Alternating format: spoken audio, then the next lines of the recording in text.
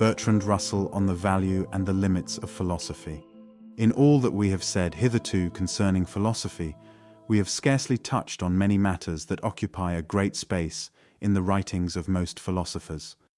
Most philosophers, or at any rate very many, profess to be able to prove, by a priori metaphysical reasoning, such things as the fundamental dogmas of religion, the essential rationality of the universe, the illusoriness of matter, the unreality of all evil, and so on.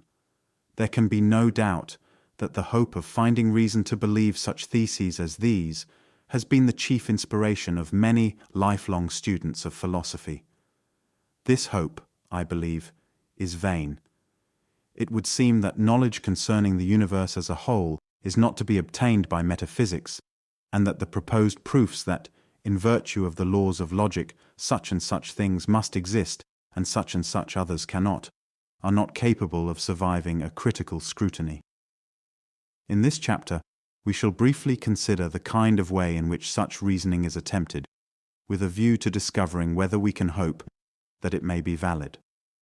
The great representative, in modern times, of the kind of view which we wish to examine was Hegel, 1770–1831. Hegel's philosophy is very difficult, and commentators differ as to the true interpretation of it. According to the interpretation I shall adopt, which is that of many, if not most, of the commentators, and has the merit of giving an interesting and important type of philosophy, his main thesis is that everything short of the whole is obviously fragmentary and obviously incapable of existing without the complement supplied by the rest of the world. Just as a comparative anatomist, from a single bone, sees what kind of animal the whole must have been, so the metaphysician, according to Hegel, sees from any one piece of reality what the whole of reality must be, at least in its large outlines. Every apparently separate piece of reality has, as it were, hooks which grapple it to the next piece. The next piece, in turn, has fresh hooks, and so on, until the whole universe is reconstructed. This essential incompleteness appears, according to Hegel, equally in the world of thought and in the world of things. In the world of thought, if we take any idea which is abstract or incomplete, we find on examination that if we forget its incompleteness, we become involved in contradictions. These contradictions turn the idea in question into its opposite, or antithesis. And in order to escape, we have to find a new, less incomplete idea, which is the synthesis of our original idea and its antithesis. This new idea, though less incomplete than the idea we started with, will be found, nevertheless, to be still not wholly complete, but to pass into its antithesis, with which it must be combined in a new synthesis. In this way, Hegel advances until he reaches the absolute idea, which, according to him, has no incompleteness, no opposite, and no need of further development.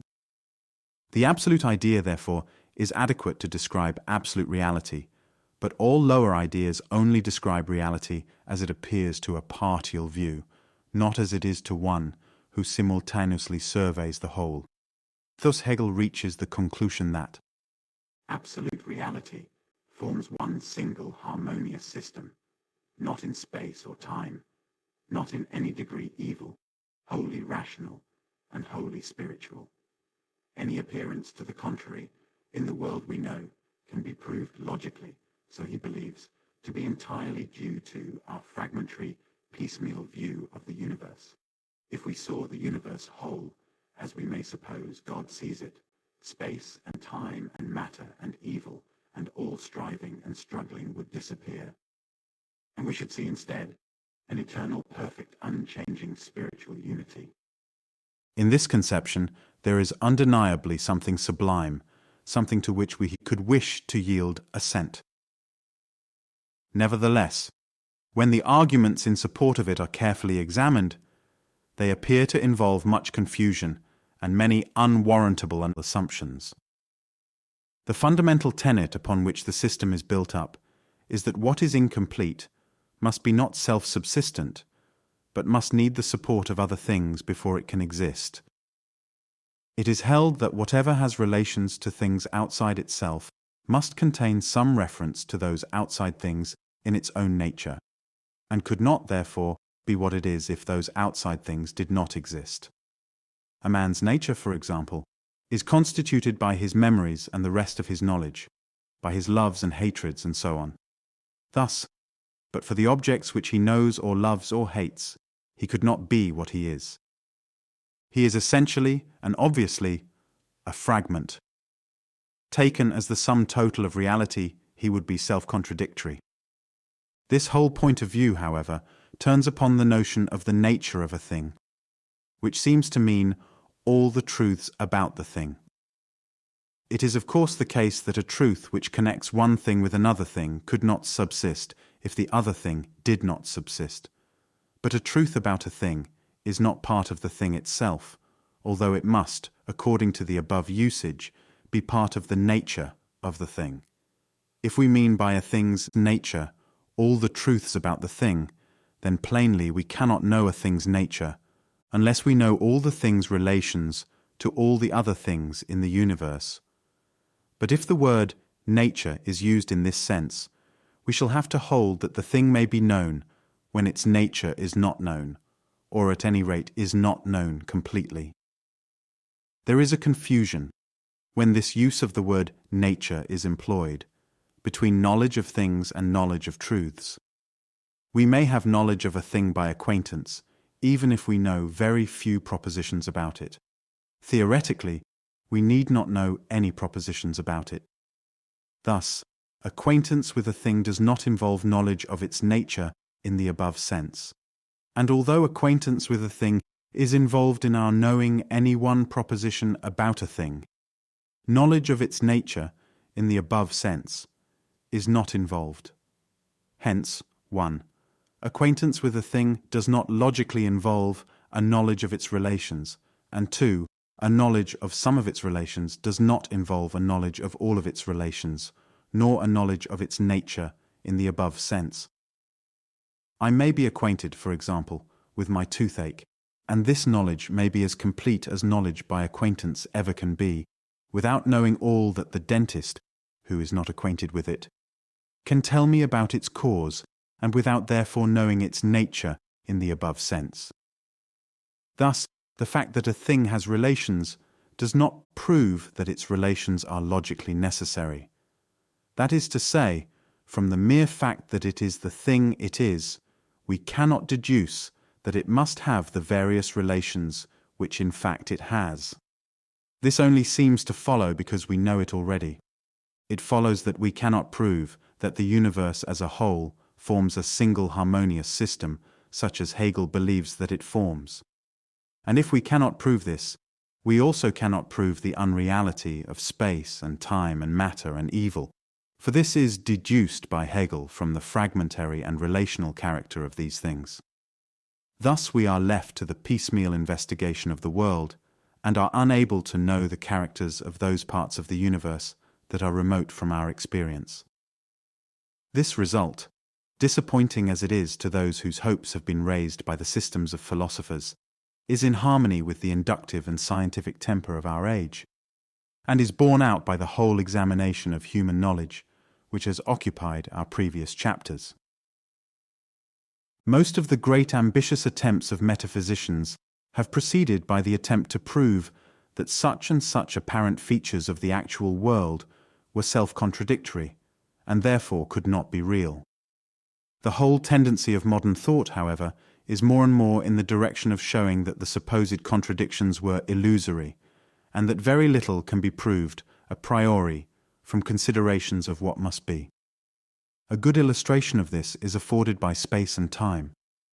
Space and time appear to be infinite in extent, and infinitely divisible. If we travel along a straight line in either direction, it is difficult to believe that we shall finally reach a last point, beyond which there is nothing, not even empty space.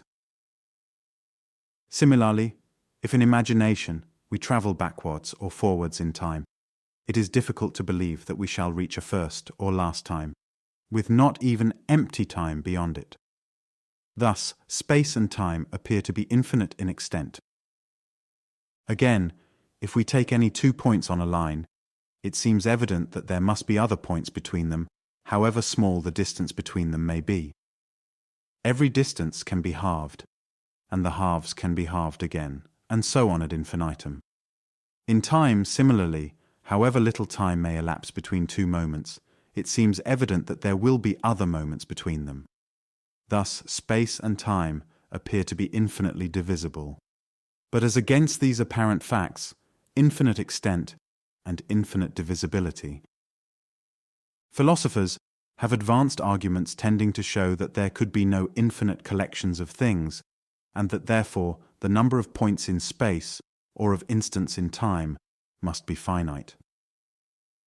Thus, a contradiction emerged between the apparent nature of space and time and the supposed impossibility of infinite collections. Kant, who first emphasized this contradiction, deduced the impossibility of space and time, which he declared to be merely subjective. And since his time, very many philosophers have believed that space and time are mere appearance, not characteristic of the world as it really is. Now, however, owing to the labors of the mathematicians, notably Georg Cantor, it has appeared that the impossibility of infinite collections was a mistake. They are not in fact self-contradictory, but only contradictory of certain rather obstinate mental prejudices. Hence the reasons for regarding space and time as unreal have become inoperative, and one of the great sources of metaphysical constructions is dried up. The mathematicians, however, have not been content with showing that space as it is commonly supposed to be is possible. They have shown also that many other forms of space are equally possible, so far as logic can show. Some of Euclid's axioms, which appear to common sense to be necessary, and were formerly supposed to be necessary by philosophers, are now known to derive their appearance of necessity from our mere familiarity with actual space, and not from any a priori logical foundation. By imagining worlds in which these axioms are false, the mathematicians have used logic to loosen the prejudices of common sense and to show the possibility of spaces differing, some more, some less, from that in which we live. And some of these spaces differ so little from Euclidean space, where distances such as we can measure are concerned, that it is impossible to discover by observation whether our actual space is strictly Euclidean or of one of these other kinds. Thus the position is completely reversed.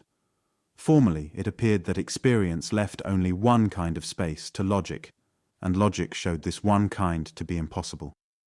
Now, logic presents many kinds of space as possible apart from experience, and experience only partially decides between them. Thus, while our knowledge of what is has become less than it was formerly supposed to be, our knowledge of what may be is enormously increased. Instead of being shut in within narrow walls, of which every nook and cranny could be explored, we find ourselves in an open world of free possibilities, where much remains unknown because there is so much to know. What has happened in the case of space and time has happened, to some extent, in other directions as well. The attempt to prescribe to the universe by means of a priori principles has broken down. Logic, instead of being, as formerly, the bar to possibilities, has become the great liberator of the imagination, presenting innumerable alternatives which are closed to unreflective common sense, and leaving to experience the task of deciding, where decision is possible, between the many worlds which logic offers for our choice.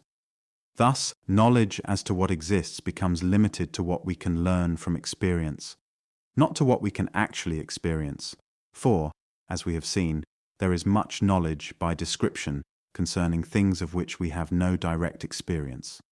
But in all cases of knowledge by description, we need some connection of universals, enabling us, from such and such a datum, to infer an object of a certain sort as implied by our datum. Thus, in regard to physical objects, for example, the principle that sense data are signs of physical objects is itself a connection of universals, and it is only in virtue of this principle that experience enables us to acquire knowledge concerning physical objects. The same applies to the law of causality, or, to descend to what is less general, to such principles as the law of gravitation.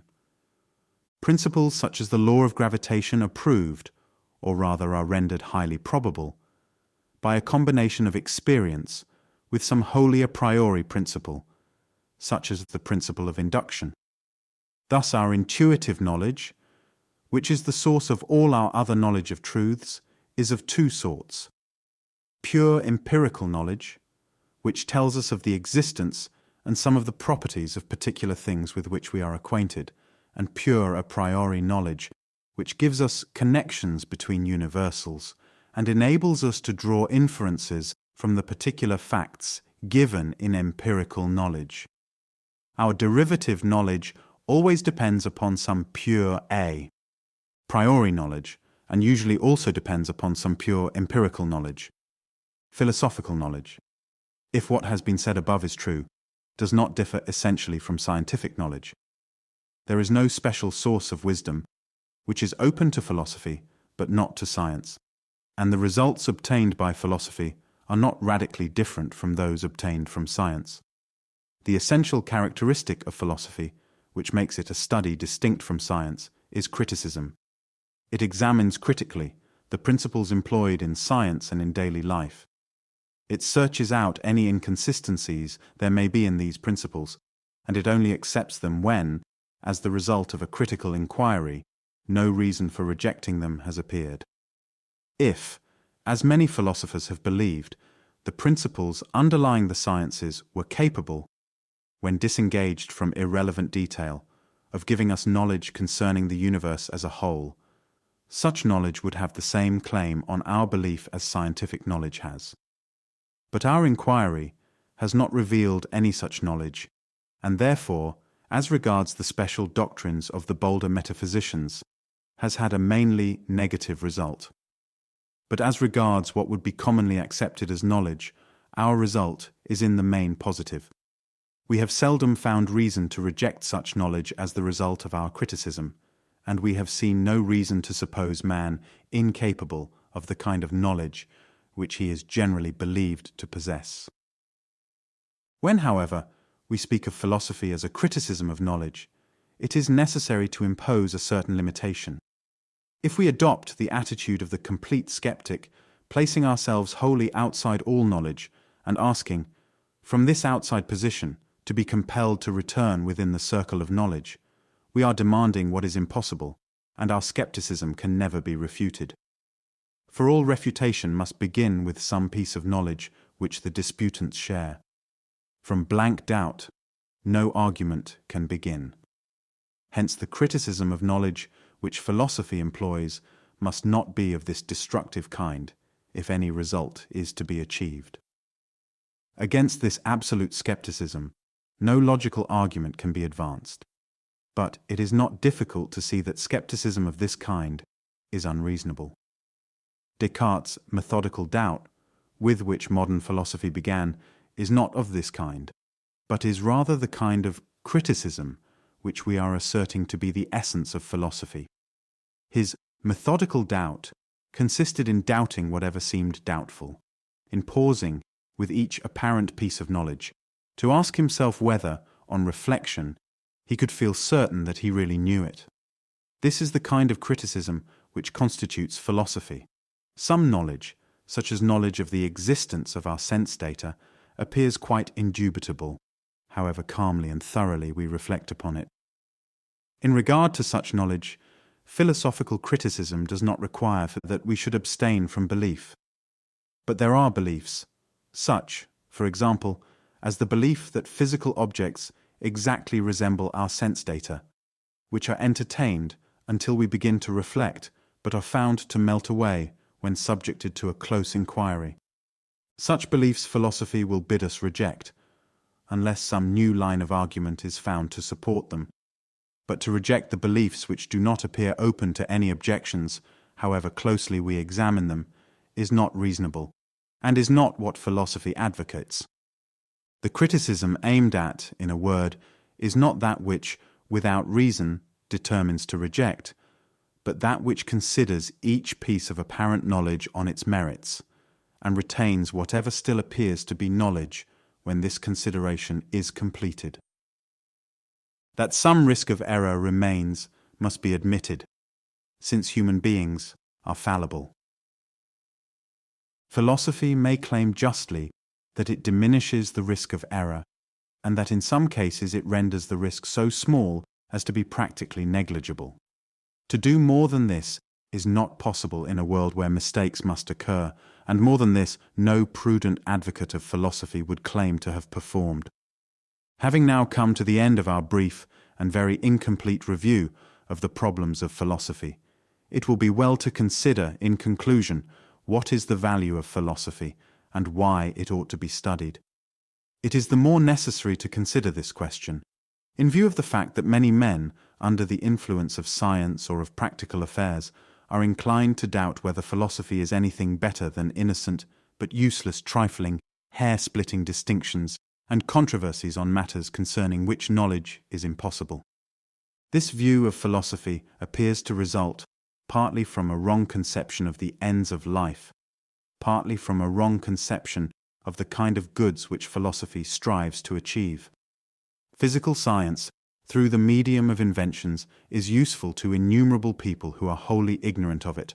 Thus, the study of physical science is to be recommended, not only or primarily because of the effect on the student, but rather because of the effect on mankind in general. Thus, utility does not belong to philosophy. If the study of philosophy has any value at all for others than students of philosophy, it must be only indirectly, through its effects upon the lives of those who study it. It is in these effects, therefore, if anywhere, that the value of philosophy must be primarily sought.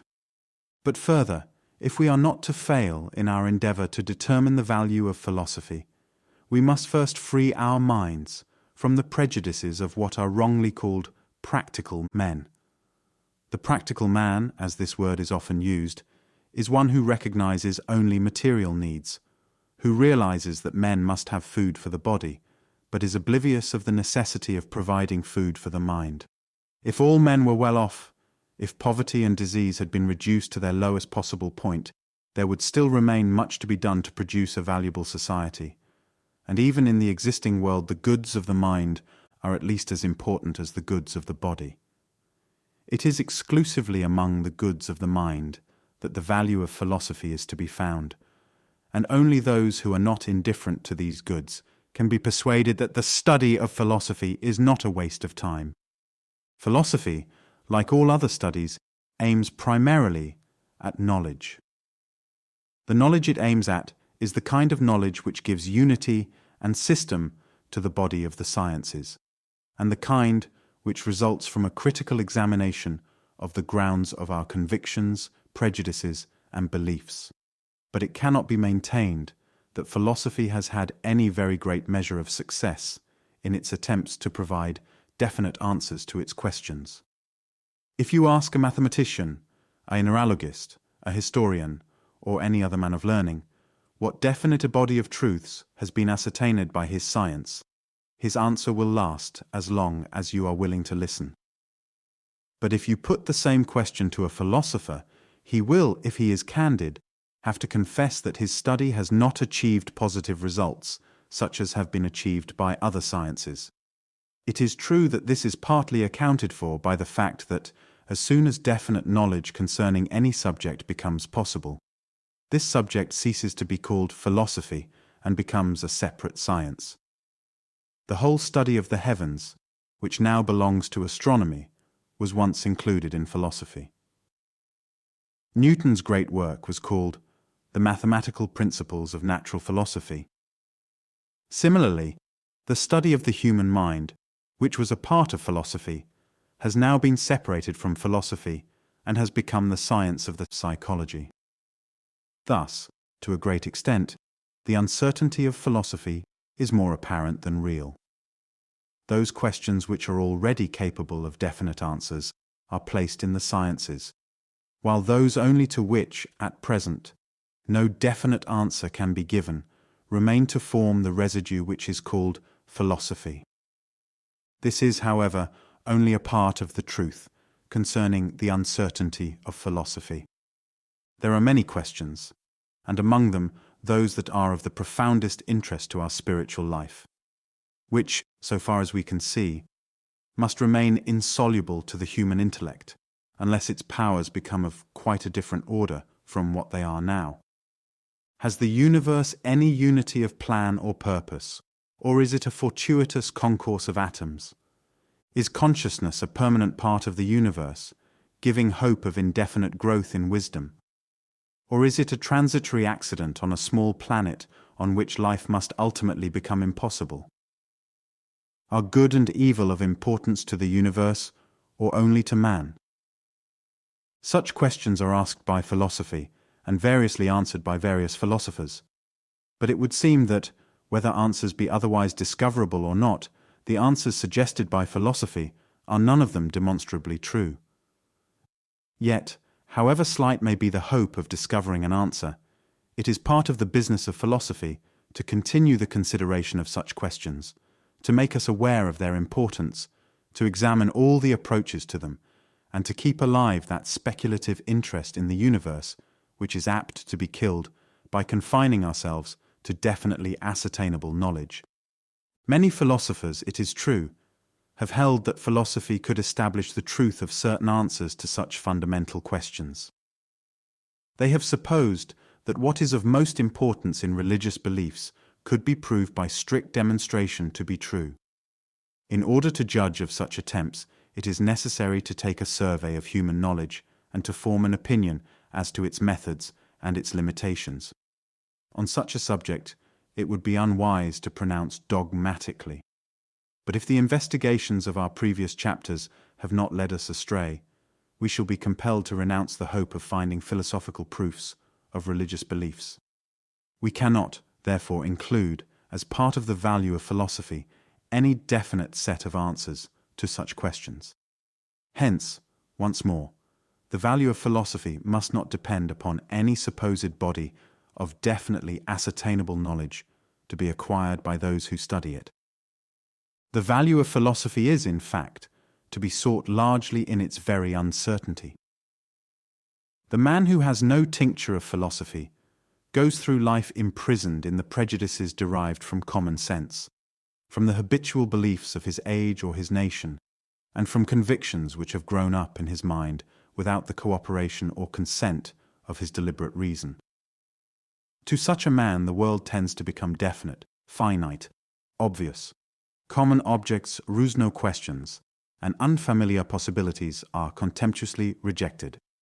As soon as we begin to philosophize, on the contrary, we find, as we saw in our opening chapters, that even the most everyday things lead to problems to which only very incomplete answers can be given.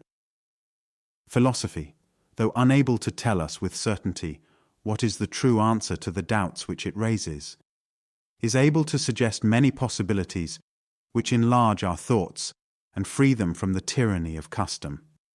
Thus, while diminishing our feeling of certainty as to what things are, it greatly increases our knowledge as to what they may be. It removes the somewhat arrogant dogmatism of those who have never travelled into the region of liberating doubt. And it keeps alive our sense of wonder by showing familiar things in an unfamiliar aspect. Apart from its utility in showing unsuspected possibilities, philosophy has a value, perhaps its chief value, through the greatness of the objects which it contemplates, and the freedom from narrow and personal aims resulting from this contemplation. The life of the instinctive man is shut up within the circle of his private interests. Family and friends may be included, but the outer world is not regarded except as it may help or hinder what comes within the circle of instinctive wishes. In such a life, there is something feverish and confined, in comparison with which the philosophic life is calm and free. The private world of instinctive interests is a small one, set in the midst of a great and powerful world which must, sooner or later, lay our private world in ruins. Unless we can so enlarge our interests as to include the whole outer world, we remain like a garrison in a beleaguered fortress, knowing that the enemy prevents escape and that ultimate surrender is inevitable. In such a life there is no peace, but a constant strife between the insistence of desire and the powerlessness of will. In one way or another, if our life is to be great and free, we must escape this prison and this strife. One way of escape is by philosophic contemplation. Philosophic contemplation does not, in its widest survey, divide the universe into two hostile camps, friends and foes, helpful and hostile, good and bad. It views the whole impartially. Philosophic contemplation, when it is unalloyed, does not aim at proving that the rest of the universe is akin to man. All acquisition of knowledge is an enlargement of the self, but this enlargement is best attained when it is not directly sought. It is obtained when the desire for knowledge is alone operative, by a study which does not wish in advance that its objects should have this or that character, but adapts the self to the characters which it finds in its objects. This enlargement of self is not obtained when, taking the self as it is, we try to show that the world is so similar to this self that knowledge of it is possible without any admission of what seems alien. The desire to prove this is a form of self-assertion, and, like all self-assertion, it is an obstacle to the growth of self which it desires, and of which the self knows that it is capable. Self-assertion, in philosophic speculation as elsewhere, views the world as a means to its own ends. Thus, it makes the world of less account than self, and the self sets bounds to the greatness of its goods. In contemplation, on the contrary, we start from the not-self, and through its greatness, the boundaries of self are enlarged. Through the infinity of the universe, the mind which contemplates it achieves some share in infinity. For this reason, greatness of soul is not fostered by those philosophies which assimilate the universe to man. Knowledge is a form of union of self and not self. Like all union, it is impaired by dominion, and therefore by any attempt to force the universe into conformity with what we find in ourselves. There is a widespread philosophical tendency towards the view which tells us that man is the measure of all things, that truth is man-made, that space and time and the world of universals are properties of the mind, and that, if there be anything not created by the mind, it is unknowable and of no account for us. This view, if our previous discussions were correct, is untrue. But in addition to being untrue, it has the effect of robbing philosophic contemplation of all that gives it value, since it fetters contemplation to self. What it calls knowledge is not a union with the not-self, but a set of prejudices, habits, and desires, making an impenetrable veil between us and the world beyond. The man who finds pleasure in such a theory of knowledge is like the man who never leaves the domestic circle for fear his word might not be law. The true philosophic contemplation, on the contrary, finds its satisfaction in every enlargement of the not-self, in everything that magnifies the objects contemplated, and thereby the subject contemplating. Everything, in contemplation, that is personal or private, everything that depends upon habit, self-interest or desire, distorts the object, and hence impairs the union which the intellect seeks. By thus making a barrier between subject and object, such personal and private things become a prison to the intellect.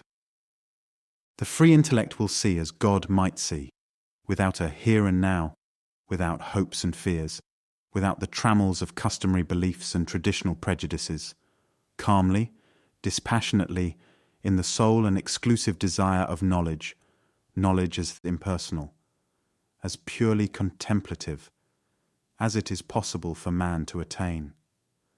Hence also, the free intellect will value more the abstract and universal knowledge into which the accidents of private history do not enter, than the knowledge brought by the senses, and dependent, as such knowledge must be, upon an exclusive and personal point of view, and a body whose sense organs distort as much as they reveal. The mind which has become accustomed to the freedom and impartiality of philosophic contemplation will preserve something of the same freedom and impartiality in the world of action and emotion. It will view its purposes and desires as parts of the whole, with the absence of insistence that results from seeing them as infinitesimal fragments in a world of which all the rest is unaffected by any one man's deeds. The impartiality which, in contemplation, is the unalloyed desire for truth, is the very same quality of mind which, in action, is justice, and in emotion is that universal love which can be given to all, and not only to those who are judged useful or admirable. Thus contemplation enlarges not only the objects of our thoughts, but also the objects of our actions and our affections. It makes us citizens of the universe, not only of one walled city at war with all the rest. In this citizenship of the universe consists man's true freedom, and his liberation from the thraldom of narrow hopes and fears. Thus, to sum up our discussion of the value of philosophy, philosophy is to be studied, not for the sake of any definite answers to its questions, since no definite answers can, as a rule, be known to be true, but rather for the sake of the questions themselves. Because these questions enlarge our conception of what is possible, enrich our intellectual imagination, and diminish the dogmatic assurance which closes the mind against speculation. But above all because, through the greatness of the universe which philosophy contemplates, the mind also is rendered great, and becomes capable of that union with the universe which constitutes its highest good.